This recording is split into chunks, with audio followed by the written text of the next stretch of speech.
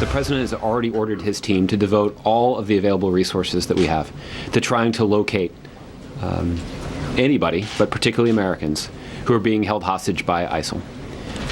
And we have made clear that the president is willing to devote significant diplomatic, intelligence, even military resources to trying to secure the release of our citizens that are being held against their will.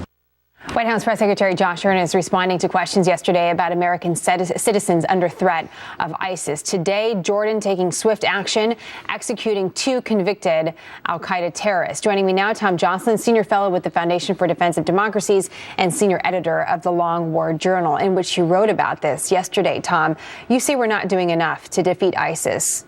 How do we defeat them? Well, the fact of the matter is, in fact, yesterday, the head of the Defense Intelligence Agency came with testimony before the House Armed Services Committee.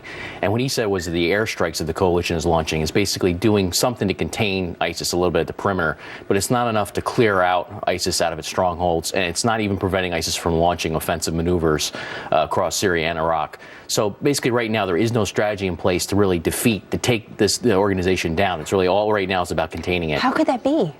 Well, it's all about ground troops, right? I mean, the big fear in the American elite, in particular the American politicians, is about sending in ground troops into Iraq and Syria, because there's this big taboo given the Iraq War and how everything went down there to basically say that that's a big mistake.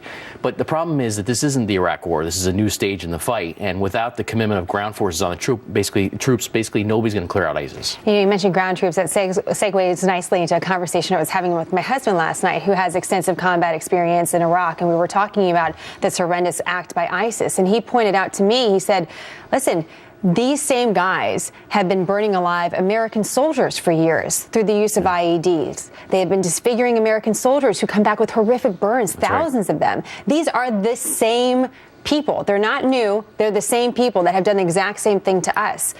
Yet we still seem shocked by it. We still don't have a strategy. And that's so confusing, Tom. Why?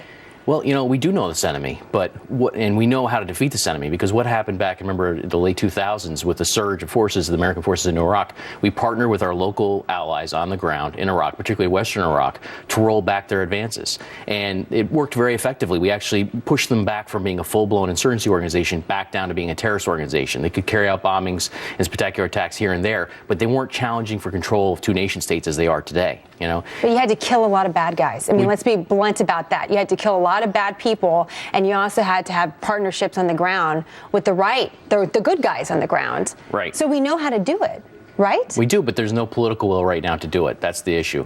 The issue is that nobody wants to say we have to send in ground forces, that we have to have more of a commitment to Iraq and potentially Syria to really roll them back. Do you think this changes that at all? The brutality as it gets worse and worse? I don't know. I mean, we've seen some pretty awful stuff already. This is really just the latest, episode from them. It's not something really all that new. It's just a new way to shock us in terms of how they go about the execution, but the brutality is certainly not new. What about the partnerships from the Arab world? Now that we see the reaction from Jordan, the execution of these al-Qaeda terrorists, an eye for an eye, will that be effective? What do you think will actually be effective on the ground amongst the communities that could be recruited by ISIS? Well, I think with Jordan in particular, they have really good intelligence, and they're probably one of the best intelligence services in the region. They're already doing their part to infiltrate the rebellion and try and figure out who's who in the rebels and try and work to get intelligence.